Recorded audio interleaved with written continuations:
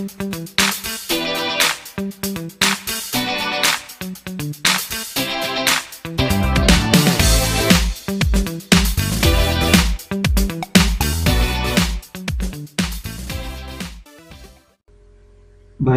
saya awali dulu. Assalamualaikum warahmatullahi wabarakatuh. Jumpa lagi dengan Pak Safi'i di channel Sahabat Pelajar Digital. Semoga video pembelajaran kali ini menjumpai anak-anakku sekalian dalam keadaan sehat, selalu dalam lindungan Allah Subhanahu wa Ta'ala, dan tetap semangat untuk belajar. Baik anak-anakku, sebelum kita memulai pembelajaran pada pagi hari ini, alangkah baiknya kita berdoa terlebih dahulu. Berdoa menurut keyakinan masing-masing dipersilahkan.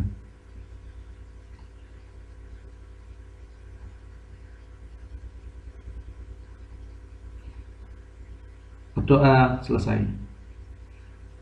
Anak-anakku ya, pada pagi hari ini kita masuk pada materi ke-6 ya, produk kreatif dan kewirausahaan untuk kelas 12 UTKP.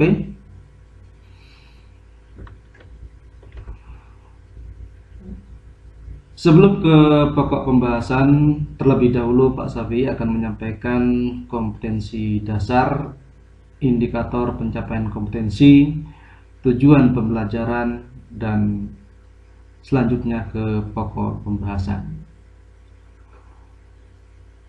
Anak-anakku sekalian,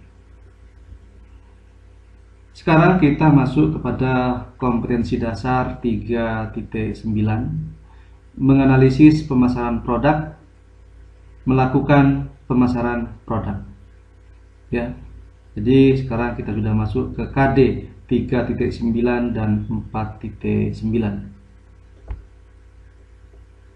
Adapun indikator pencapaian kompetensi menjelaskan tentang pemasaran produk, menjelaskan strategi pemasaran produk, menyiapkan alat dan bahan yang diperlukan dalam melakukan pemasaran.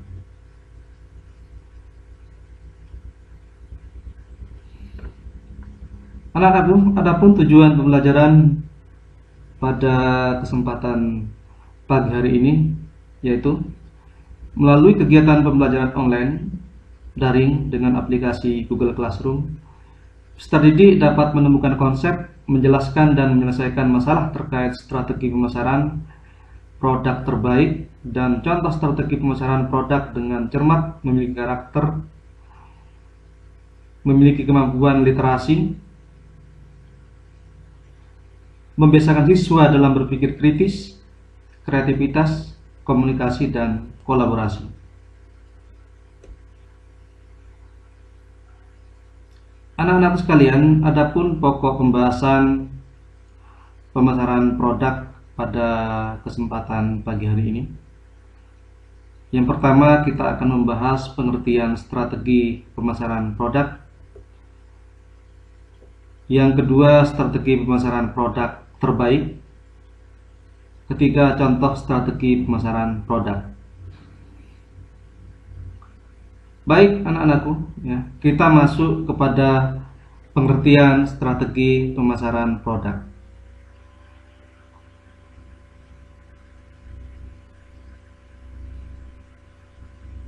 Pertanyaan saya, apakah Anda ya anak-anak sekalian sudah punya produk yang beredar di pasaran? Atau mungkin baru berencana merilis suatu produk ke pasar? Apapun kondisinya, kita perlu memiliki strategi pemasaran produk. Kenapa ini penting?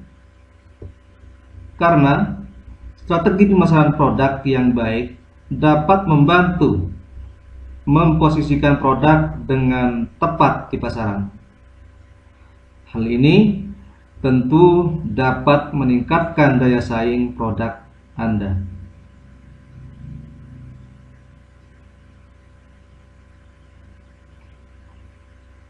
Lalu apa sih pengertian dari strategi pemasaran produk? Strategi pemasaran produk adalah rencana detail berisi cara menjual produk atau layanan. Adanya strategi ini memastikan sebuah produk atau layanan dapat dipasarkan secara efektif ke satu target pasar tertentu.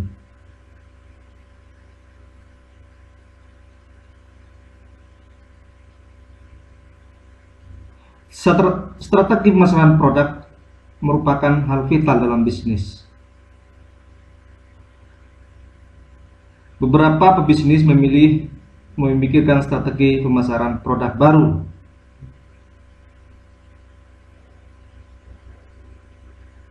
Adapun beberapa yang lain bahkan memilih untuk mengikuti strategi yang dimiliki kompetitor bisnis atau pesaing bisnis.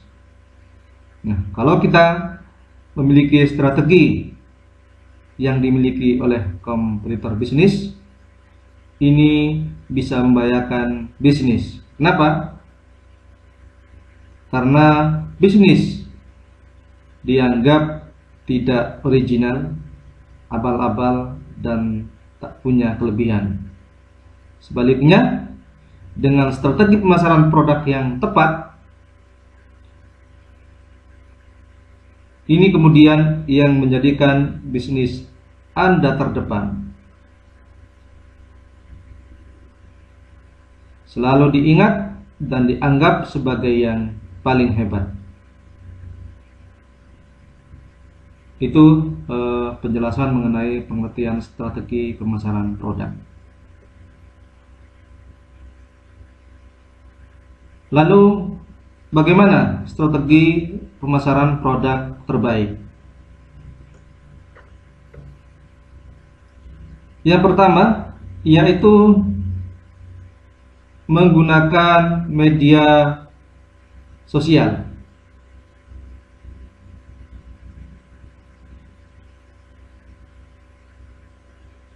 Perlu kita akui ya,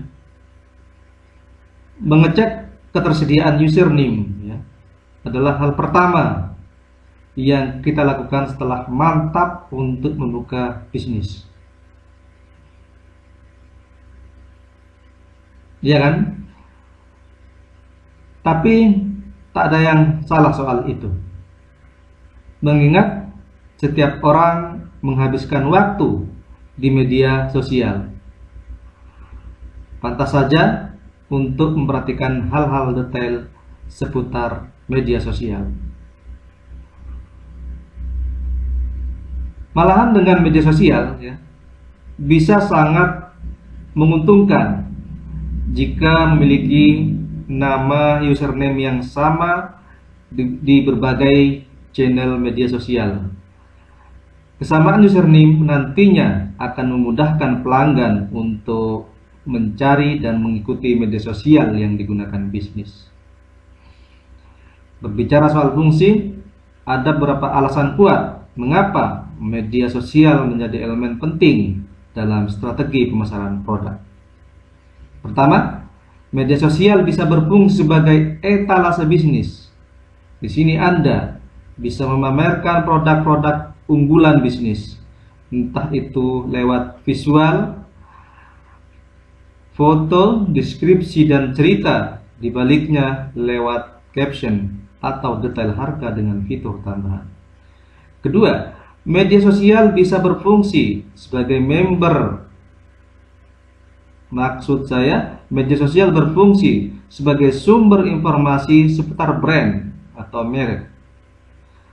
Segala info promo, diskon, event, sharing, session, hingga perubahan jam kerja bisa disampaikan lewat media sosial. Ketiga, media sosial dapat mendekatkan hubungan pemilik bisnis dengan pelanggan. Akses media sosial yang mudah bisa menghilangkan jarak antara pebisnis dengan pelanggan. Jika pelanggan memiliki keluhan, mereka tidak perlu lagi repot menelpon atau datang ke kantor Anda. Itu Kenapa seorang pebisnis memilih media sosial untuk melakukan pemasaran produk? Yang kedua, influencer atau key opinion leader. Praktik promosi melalui influencer kerap sekali dipakai dalam bisnis. Cara seperti ini umumnya bisa menggait komunitas spesifik atau sekelompok pelanggan potensial. Cara ini bisa dikatakan cukup efektif. Mengapa tidak? Dengan mengurus satu atau beberapa influencer saja, Anda bisa mendapatkan sejumlah lead sekaligus. Belum lagi ketika pengaruh influencer dibarengi kualitas produk yang ditawarkan. Ini tentunya memperbesar peluang Anda untuk menambah conversion dalam jumlah besar. Akan tetapi sebelum buru-buru memburu influencer dengan pengikut banyak, ada baiknya Anda harus tahu tipe-tipe influencer yang ada, supaya kemudian Anda bisa memilih siapa saja yang bisa diajak kerjasama untuk mempopulerkan brand.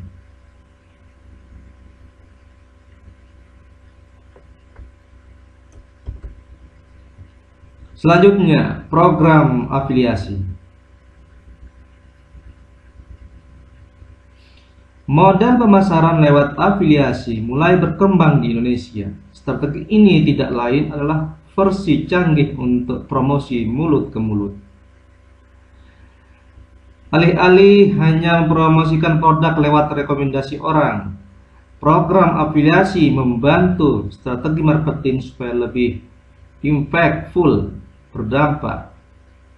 Mekanisme macam ini tidak hanya menguntungkan Anda sebagai pemilik bisnis, juga faktor afiliasi dan calon pelanggan yang disasar. Bagi pebisnis, afiliasi akan mempercepat word of mouth dari usahanya. Hal ini bisa jadi lebih efektif dan murah di satu waktu. Meski cukup mudah, tentu saja Anda masih membutuhkan divisi mengurus program afiliasi yang hendak dijalankan. Sebagai partner program, komisi yang diberikan tentu saja menarik. Bisa dibilang mengikuti program affiliate adalah cara untuk mendapatkan uang. Nah, tak kalah menguntungkan juga bagi calon pelanggan lewat kode voucher atau link yang disebarkan partner afiliasi. Calon pelanggan bisa mendapatkan potongan harga untuk produk yang ditawarkan. Katakanlah skema ini merupakan win-win solution baik untuk bisnis, partnernya, dan calon pelanggan. Selanjutnya dengan video tutorial. Video tutorial adalah cara lain untuk melakukan pemasaran produk. Melalui video-video tutorial, ada dua tahap customer journey yang bisa Anda kuasai sekaligus. Pertama, Anda akan memperkuat kehadiran di tahap consideration. Di sini Anda akan meyakinkan calon pelanggan bahwa Anda siap memberikan layanan terbaik, termasuk dengan memberikan berbagai informasi yang dibutuhkan melalui video tutorial. Kedua, Anda juga akan mengukuhkan presence di tahap retention atau pembelian kembali. Bisa jadi pelanggan setia Anda kembali membeli produk atau tertarik dengan mencoba layanan baru. Selanjutnya, blog dan SEO. Blog dan SEO tak kalah penting dipraktikkan dalam strategi pemasaran produk. Baik blog maupun SEO memastikan bisnis Anda memiliki reputasi yang bagus. Tak kalah penting lagi, keduanya membuat bisnis Anda sebagai yang terdepan dan paling mudah ditemukan.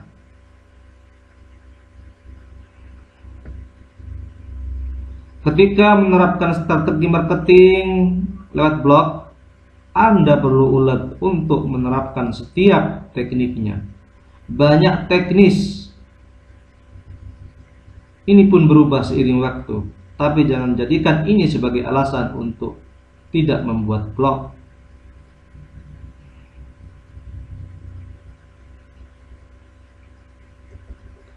Selanjutnya, contoh strategi pemasaran produk. Di sini Pak Safi akan menceritakan contoh strategi pemasaran produk yang pertama di media sosial. Kasus ini bermula ketika Grab Indonesia mengucapkan selamat ulang tahun ke Presiden Jokowi.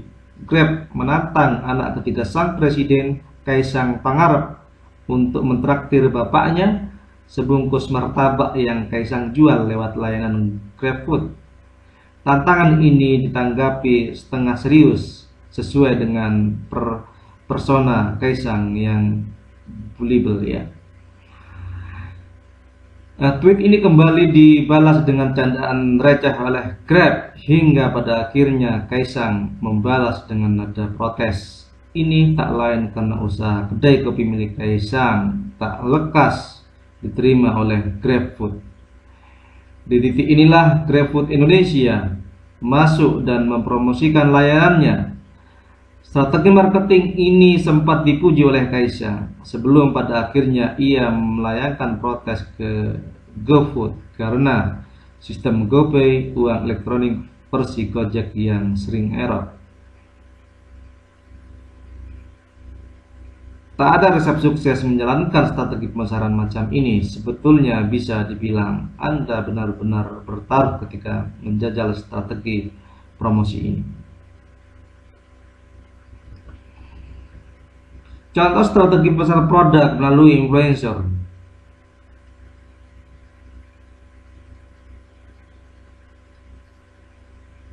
Produk skincare dan make up yang terinspirasi kecantikan beberapa artis ya pernah dinobatkan sebagai salah satu most innovative companies oleh Fast Company di tahun 2017 ya.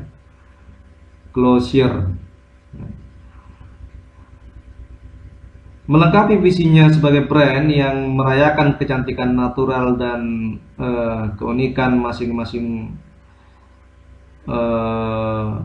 perempuan ya melalui make up dan lain sebagainya ya.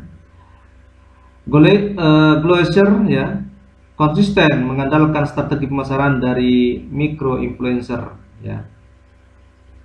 Jadi artis ya, seorang artis yang memanfaatkan pengikutnya ya untuk menggait pelanggan.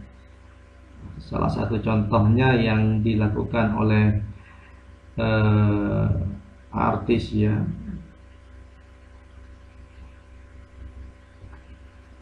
Kemudian yang ketiga, contoh strategi pemasaran produk lewat affiliate marketing.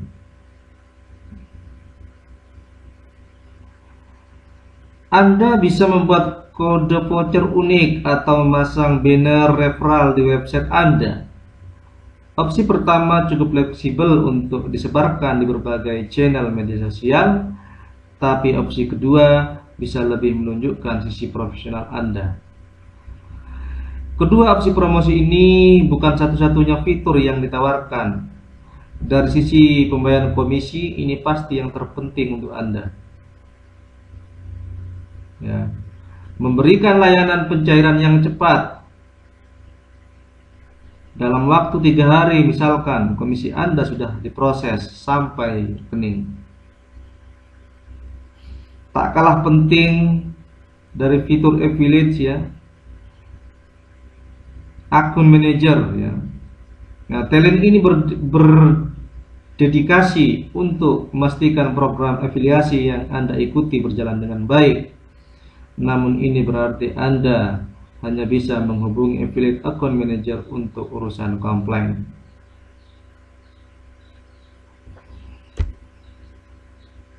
Contoh strategi pemasaran produk lewat YouTube.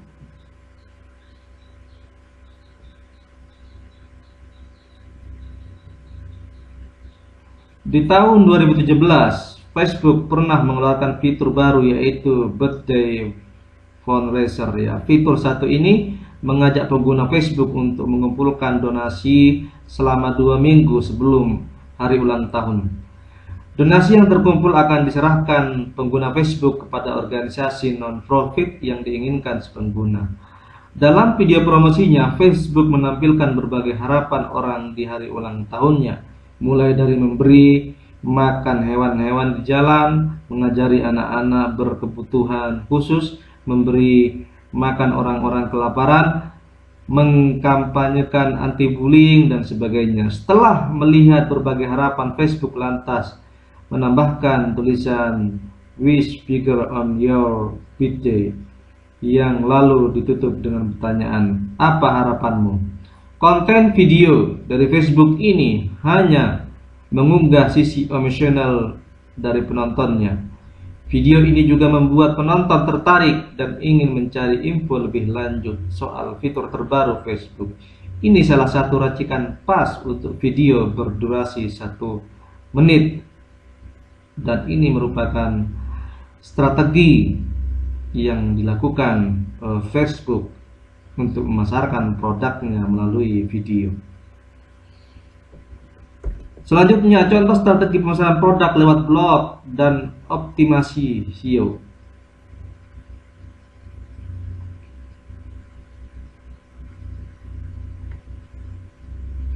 Seorang bernama HubSpot ya, merupakan developer dan marketer untuk software bisnis online. Perusahaan ini mengembangkan berbagai produk untuk memajukan performa bisnisnya, apalagi jika mengandalkan internet untuk menyebarkan informasi dan aktivitas bisnis yang dimiliki.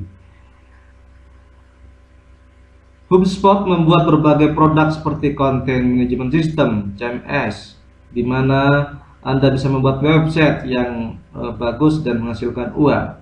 Selain itu, ada juga beberapa layanan lain di bidang marketing, sales, dan customer service.